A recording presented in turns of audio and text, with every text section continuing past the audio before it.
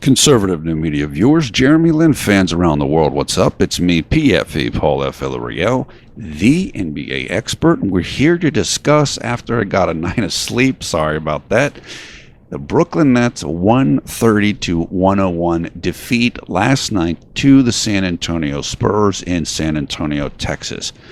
Spurs improved to 19-5 on the season, while the Nets fall to 6-16. What happened in this game was that the Spurs really crushed the Nets in the first and third quarters of this game.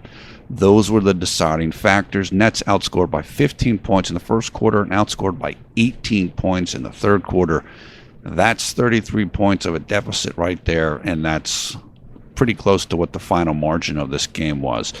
Basically, the Spurs just totally outshot the Nets. They shot 53% from the field and 53% from three-point range. They connected on 14 threes.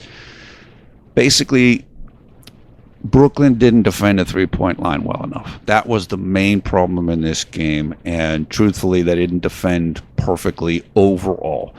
But I don't want to get hung up on that in this video. We have to talk about the game. Of course, that's important. And this was a bad loss. It just seemed like San Antonio they just didn't have any issues with Brooklyn's defense. They just were completely confident. The Nets didn't get up into them physically, and that's what happened. However, there are good things happening for this team, the Nets, and that's what I want to talk about in this video more than anything. I know I missed the last couple games, but I wanted to make this video because there are positive things happening for the team. Number one, Jeremy Lin is back at practice for the Nets. He has returned to practice. He practiced the other day, Friday, I think, and that is the first practice he has done since the start of November, basically. Okay, so that is really good news. Jeremy is currently the only Nets player who is injured right now. So if they can get him back, then they've got their full complement of players. Another thing that happened, not necessarily positive, but it did take place. The Nets attempted to get Donatas Motiejunas from the Houston Rockets. They signed Motiejunas to a contract that Houston had 3 days to match. That is Motiejunas' former team and now his current team, because they did match that offer. The third thing that happened is that the Nets signed Spencer Dinwiddie, who is a 6'6" guard, point guard, I believe. They did that, and they also had to release Yogi Ferrell in order to put Dinwiddie on the roster. Okay, so those three things have taken place since we last talked.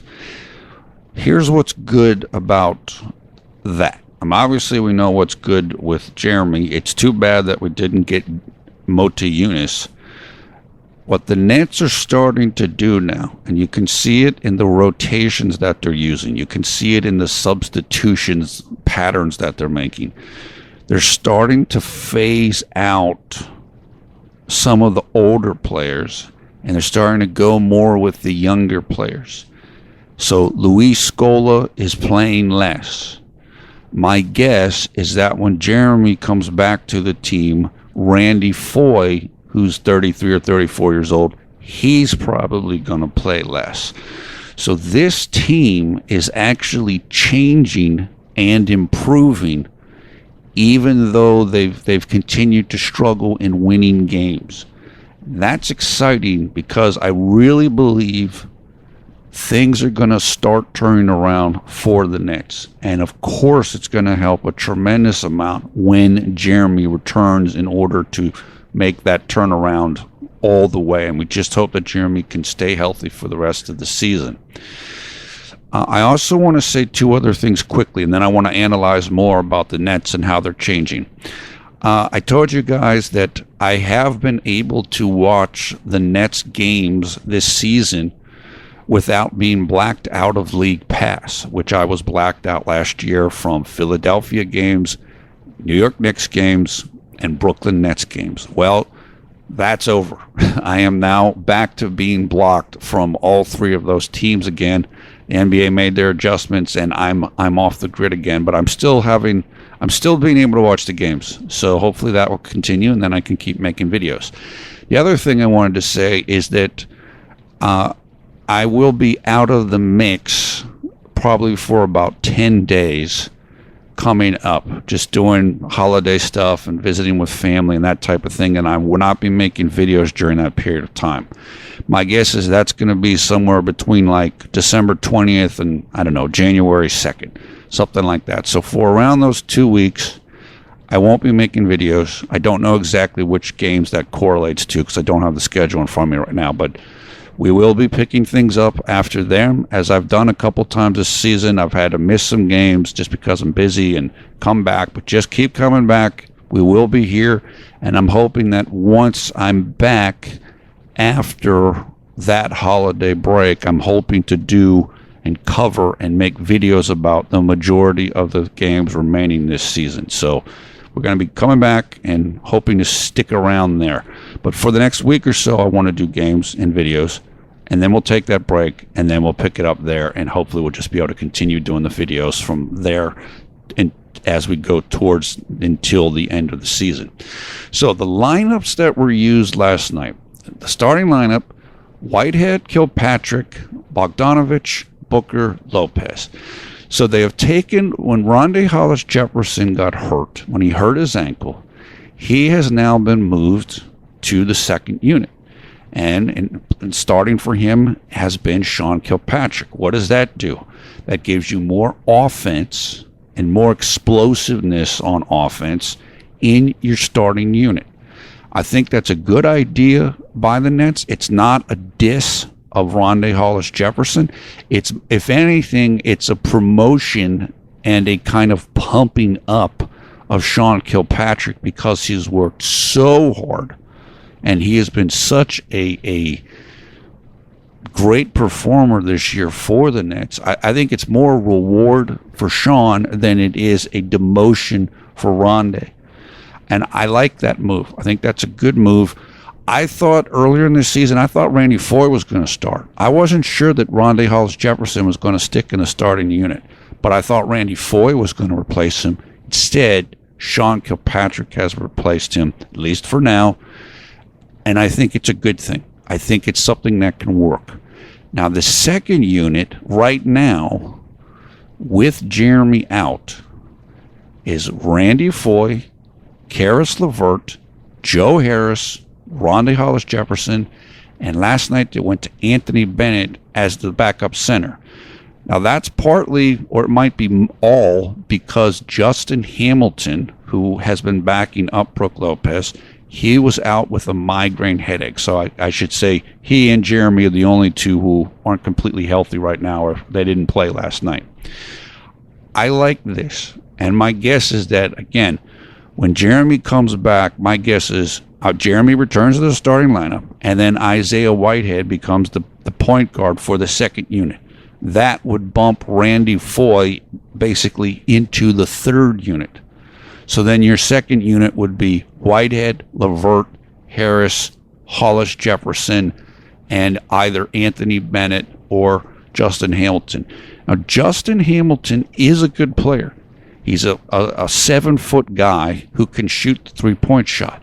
Unfortunately for him and the Nets, Justin is in a shooting slump and has been in a shooting slump for maybe, I don't know, 7 to 10 days or several games now. But having Bennett around gives the Nets flexibility. Bennett is more athletic and a little more active than Justin Hamilton is. And so now what you can have is you can have a good, solid starting unit with Jeremy definitely being a core to make that unit come together. Then you can have a younger, energetic second unit rather than, maybe Skull is a little too old to really play. Maybe Foy's just kind of on the downside himself.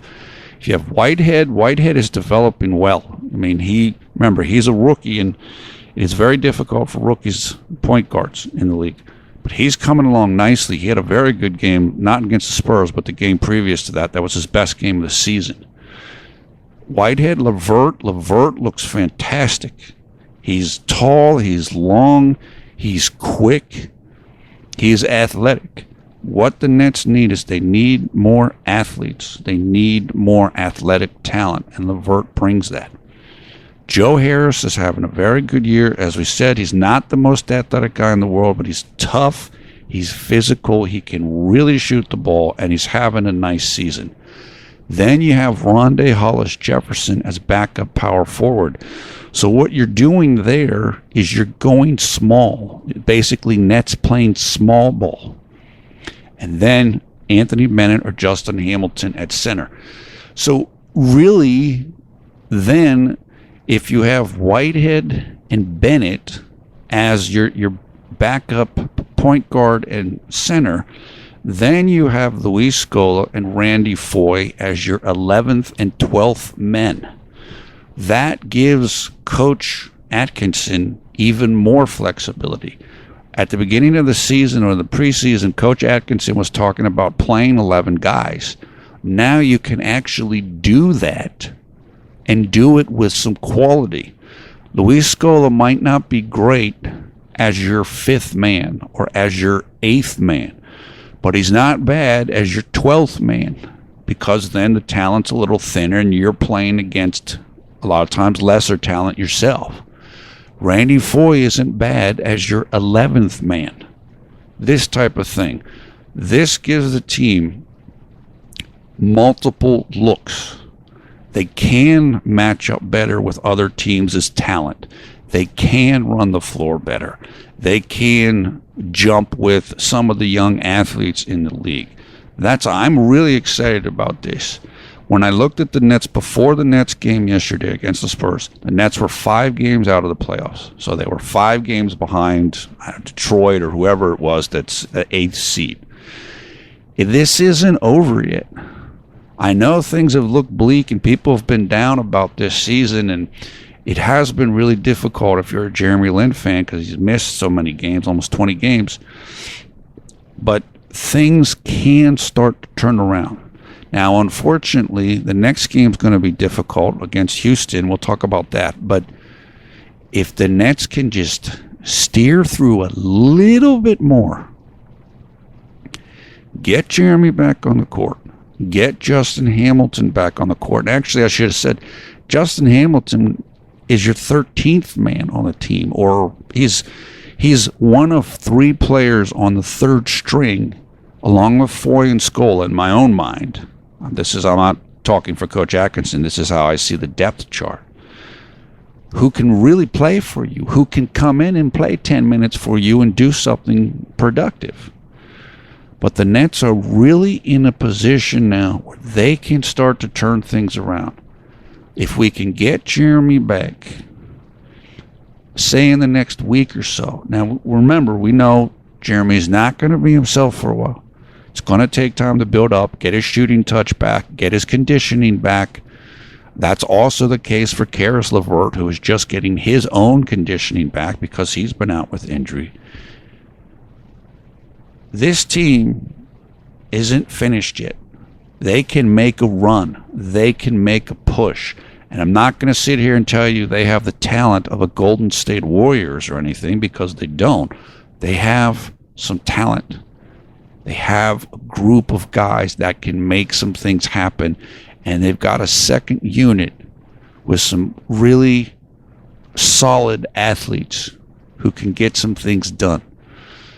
LeVert, Hollis-Jefferson, Bennett, those guys are relatively athletic. They can get up and down the court. They can compete. They can jump. They can do some things. Joe Harris can shoot the ball. Isaiah Whitehead is coming along nicely and already has a solid defensive mind for the game. He approaches the game pretty well on defense, even though he's a rookie. So I think we're reaching a turning point here. And so what I'm telling people is, hang in there.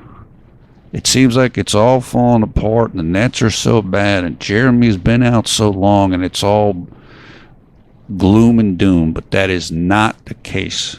I expect things are going to be turning around for this team in the near future. And I think Jeremy coming back is going to have a whole bunch to do with that, along with Karis LeVert getting in the flow, Coach Atkinson making some changes about where he's playing guys and in what lineup and what unit is he playing them with. And I just think the team is only now 1/4 of the way through the season. They're just now starting to figure it out. And I just hope the guys can stay healthy. And I hope Jeremy Lin can stay healthy, because I think things are going to be getting a lot more interesting and a lot more compelling if you are a Brooklyn Nets fan. Also, let me add this in because I heard this on the radio yesterday. A reporter from ESPN said that Jeremy Lin is a huge fan draw with the Nets. Now, we as Jeremy Lin fans, that's not a real surprise to us, but this reporter was very impressed, and he also added that he sees that Jeremy Lin really attracts the hipsters, kind of the young and hip and kind of cutting edge young group in Brooklyn. He's like, yeah, it's really impressive. Hipsters love him, and if you've seen all of Jeremy's outfits that he's wearing on the sidelines while he's been out of these games, and we've discussed them before, very much hipster type of a look. I can't describe the look completely, but I know it when I see it. Kind of like strong colors. It's almost like the way that Russell Westbrook dresses. Very kind of chic and nouveau. And look, Jeremy's an interesting and compelling personality. People like him. He's just got an aura about him. And he's very pleasant, very friendly. That's why his teammates like him. And fans in the Brooklyn borough and around the New York City area are taking notice, and it's helping out Brooklyn with their marketing efforts, and good for that. I'm sure Jeremy will be a lot happier, though, once he's on the court rather than wearing the hipster outfits on the sidelines. Let's discuss this next game then. As I mentioned, against Houston, it will take place tomorrow, Monday, December 12th, in Houston, Texas, 8 p.m. Eastern Time here in the United States, and it will be covered on YES Network and NBA League Pass as long as you are outside of the cities of Houston, Texas, and New York. Houston is better than what people thought they were going to be.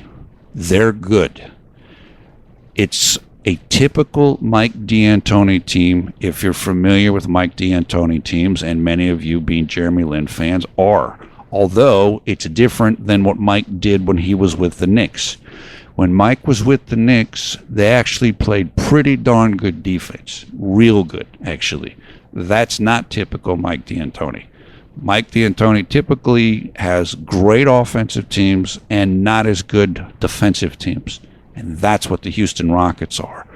But D'Antoni has made James Harden. Of course, Lin fans are well aware and accustomed to James. He's made him the full-time point guard, and James Harden is thriving. He's having an MVP level season. He's dishing out a league-leading 12 assists per game and just going berserk. It's basically playing the Steve Nash role for Mike D'Antoni. This team is deep. They can score with anybody in the league. Houston recently defeated the Golden State Warriors in Oakland, and they outscored them, essentially, and Golden State is a top offense in the league. Houston is the 4th-ranked offense in the league currently, behind Golden State, Toronto, and Cleveland. This team is for real, and they're going to be a very difficult test for the Nets. Very difficult. I think it could look a lot like the Spurs game, unfortunately. Hopefully the Nets will hang around a little bit more, play a little bit better defense, particularly on the perimeter, try to stop some of Houston's threes. Houston takes the most 3-point attempts per game in the league. So you have to defend the 3-point line, and you have to be able to score the ball. If you can't score with them, you can't beat them. As long as Houston stays healthy this year, I think they're going to be They have a really good chance of being one of the top 4 seeds in the West and possibly even a top 3 seed. So the Nets are improving. They're getting better. I think we're ready to change things around and get a new restart, but it might not come against the Houston Rockets. That's basically what I'm trying to say here. So let's wrap up. We're coming to a turning point in this season. The Nets are figuring it out. They are getting talent infusions with Jeremy coming back and with Karis LeVert. They are starting to understand maybe they need to go more with the youth movement and move people like Scola and Foy kind of to the outside or to the end of the rotation. The other thing that's going to be happening, December 15th is a very key date in the NBA calendar, and that's because newly signed free agents, like Jeremy Lin, for example, this is the first time on December 15th that you can trade them. Like for a certain period of time, once you acquire a new free agent, you cannot trade them away. That's just part of the contract. On the 15th, all those newly signed free agents all through the league can be traded. That's when the real trading season in the NBA begins, and it goes through a little bit after the All-Star game. The Nets have a bunch of salary cap money.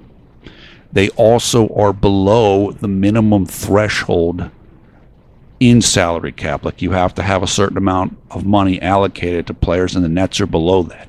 What this means is the Nets are likely to be active in trades and trading possibilities. Of course, we've discussed the possibility of Brook Lopez being dealt, but they might deal other players. Jeremy's not going anywhere, so I only brought him up as an example. But what I'm telling you is, in addition to the roster getting infusions from Jeremy and Karis LeVert, and from changing around the lineups and the units, there's also the chance that once December 15th hits, Brooklyn may be able to pull in some more talent from outside of the team as well. So as I said, this is, if you can hang on for another week or two, things could definitely start getting better here. And we certainly hope that Jeremy Lin can be part of that, and they need him. They need his leadership and his ability to run the team to be able to do this. As I've said in previous videos, as good as Isaiah Whitehead is, and he is talented, he's a rookie, and it's hard for rookies to run an offense properly. So Isaiah can still get practice with that, playing with the second unit, but the team will run a lot better once they have an experienced point guard around. That's what's happening here. And of course, with Spencer Dinwiddie being on the team, that's more experience. He's not super experienced, but he's more experienced. And I actually forgot to talk about Dinwiddie when I was talking about the units. Basically, Dinwiddie, I'm not sure where they'll put him. He's probably going to be first or second unit now until Jeremy comes back. He might take Foy's spot for now. But that gives you even another player that could be useful in the rotation. That gives you 14 guys. The only person I'm not counting in that is Chris McCullough, who, he's young and he's still getting experience. He's not really in the rotation very much, but that will give you 14 guys with Dinwiddie who have played fairly extensively this year or could play. When you put Dinwiddie in there, obviously he hasn't played much, although he played a couple minutes last night. Just he hasn't practiced with the team much, so he doesn't know what to do. But now you have more options, and you're familiar with the options because Coach Atkinson has had these guys and played them and see what they can and can't do. Now he knows. Now you can actually start getting real matchups. You say, now this guy will work well against that guy. These guys will work well against this team. Now we can do that. Up until this time, it's basically just been kind of like just throwing it out there and seeing what happens. Now we can actually start making really educated and sophisticated moves and maneuvers and pairings and groupings and so forth. And that's why I'm excited. Things will be getting better here so long as the team gets and stays healthy. So, as I've said here several times, stay with it. It's going to get better, and it's certainly going to get more interesting. Even if the Nets don't win tons and tons of games, they should be more competitive, should be better basketball. We know they're going to play a fast-paced style and kind of get up and down and score the ball. So, better times are certainly coming around now. So we hope that you stick around and be a part of that, because we've all suffered together pretty much until this point in time. Okay, that is it. Thanks for watching. Thumbs up, thumbs down, your comments below. Once again, I am PFV Paul F. Villarreal, the NBA expert. Thanks a lot for watching Conservative New Media. We strive to be the #1 Jeremy Lin YouTube fan channel. Thanks for being patient with me. I did intend to make this video at about, 2 o'clock in the morning last night, but I just couldn't stay awake. Too tired. But we're making it now. And I'm just enthusiastic about what's to come for this team. I think the worst truly is over. Yes, there's still going to be some bad losses. There's still going to be some adjustment. Jeremy's got to get up to speed. They got to figure out how they want to use Dinwiddie. Caris LeVert has to get himself fully in condition, up to speed, but he looks really good. He's got a lot of talent. I think things are going to be getting better for this team. Hopefully this little swing into Texas with the San Antonio and Houston, we can just get beyond that, and let's get into the good stuff. Okay, take care. We will talk to you again soon. I intend to cover the game tomorrow against Houston, so we hope to be here. Look for your comments below the video. Also, you can try to catch up with us on Twitter as well. I was there last night during the game. So that is about it. I hope you and your family are having a great holiday season so far. And we will talk to you once again tomorrow. Brooklyn Nets against Houston.